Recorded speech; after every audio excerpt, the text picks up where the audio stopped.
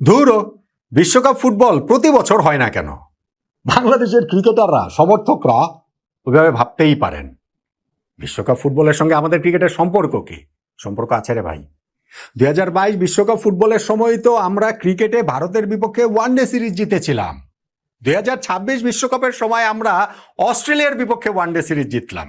এই কারণেই বাংলাদেশের ক্রিকেট সমাজ ওই আক্ষেপ নিয়ে ভাবতেই পারে যে তো প্রতি বছর তো বিশ্বকাপ ফুটবল হলে আমাদের ক্রিকেটের এরকম এক একটা অনন্য অর্জন আমাদের ক্রিকেট রূপকথায় লেখা হয়ে যেতে পারত। বিশ্বকাপ ফুটবলের সঙ্গে আমাদের ক্রিকেটকে মিলিয়ে ওই অস্ট্রেলিয়ার বিপক্ষে সিরিজ জয়ের ম্যাচটার যে টার্নিং পয়েন্ট করেছি সেইখানটাতে আপনাদের জন্য একটা কুইজ, একটা পুরস্কার ঘোষণা করেছি যে ব্রাজিলের জার্সি, আর্জেন্টিনার জার্সি। এবং সেই ভিডিওতেই বলেছিলাম যে আরেকটা আলোচনাতে বাংলাদেশ ক্রিকেট টিমের জার্সি, বাংলাদেশের জয়, সেইটা যে দিচ্ছি না তাতে আবার আপনাদের কারো মন খারাপ হয় কিনা।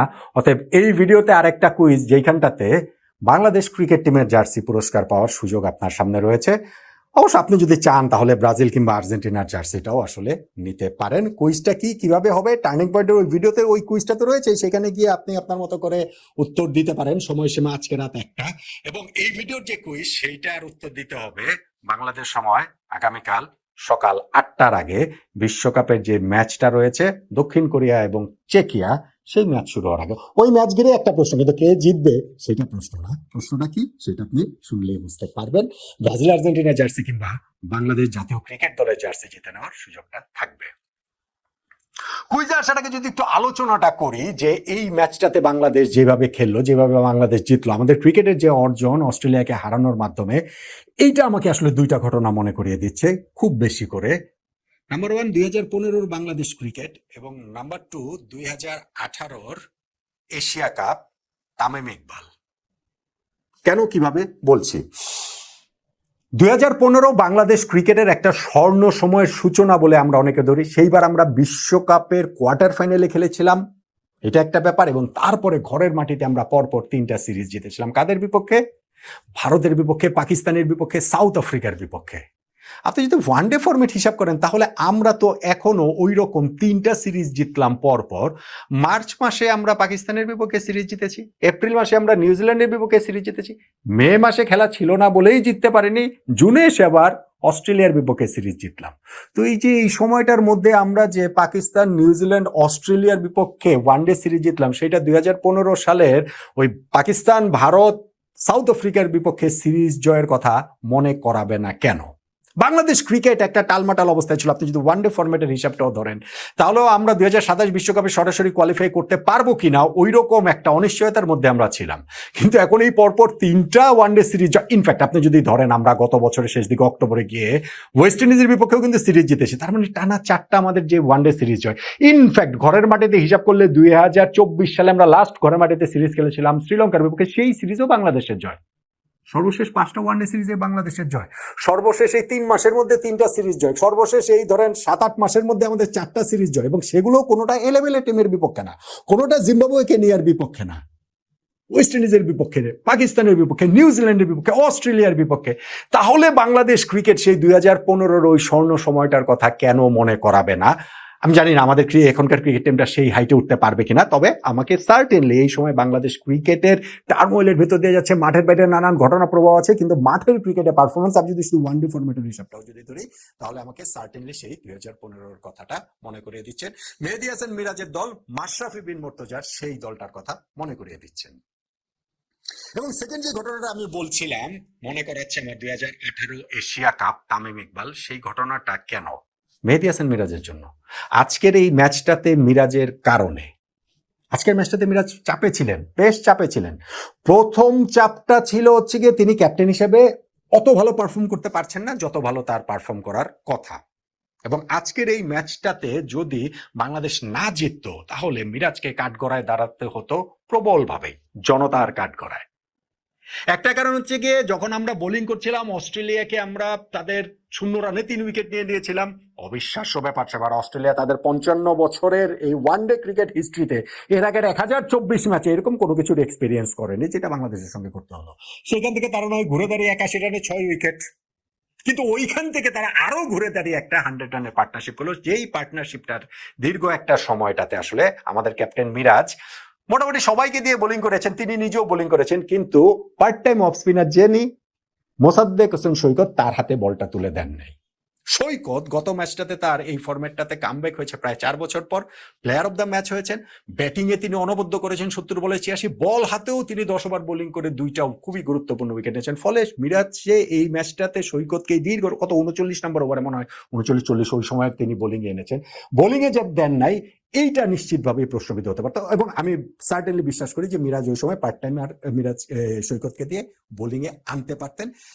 কিন্তু ধরেন এইখানটাতে যে একটা থিওরি আমাদের ছড়িয়ে গেছে সোশ্যাল মিডিয়ায় যে না, মিরাজ তার নিজের জায়গা নিয়ে সন্দিহান, এই টিমটাতে তিনি তার জায়গাটা ধরে রাখতে পারবেন কিনা, তার প্যাটার্নের যেহেতু অফ স্পিনার এবং সেই ব্যাটিংটা করেন সৈকত, সেই কারণে সৈকতকে বোলিং আনছেন না, এইটা ভাই আমার কাছে সঠিক বলে মনে হয় না। অন্তত ধরেন আমি একটা ম্যাচ দেখে এইটি বিষয়ে কনক্লুশনে কিভাবে পৌঁছবো? সৈকত ওয়ানডে ফরম্যাটেই এসেছেন 4 বছর পর, 4 বছর পরে এসেই ক্যাপ্টেনের জায়গা প্রশ্নের মুখে ফেলে দেবেন, এবং সেই ক্যাপ্টেন মিরাজ যিনি বাংলাদেশের এই যে এতগুলো সিরিজ জয়ের নেতৃত্ব দিচ্ছেন, তার performance up to the mark না।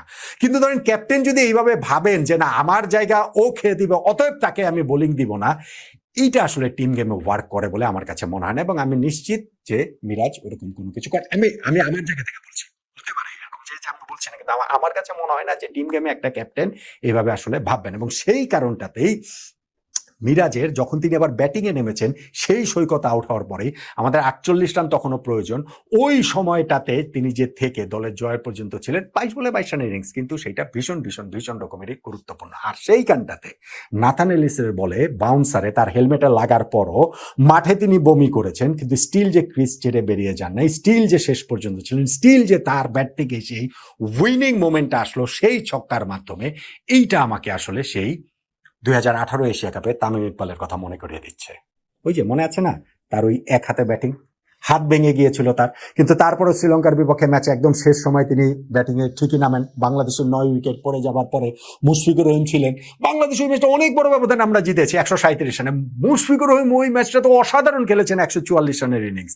কিন্তু তামিম ইকবালের যে ওই যে বীরত্ব গাথা, ভাঙা হাত নিয়ে এক হাতে ব্যাটিং করতে নেমে পড়া, এইটা আসলে সাহসের একটা নাম হিসেবেই থেকে গেছে বাংলাদেশ ক্রিকেটে, বাংলাদেশ ক্রিকেট রূপকথায় সাহসের অন্য নাম তামিম ইকবাল হিসেবেই থেকে গেছে।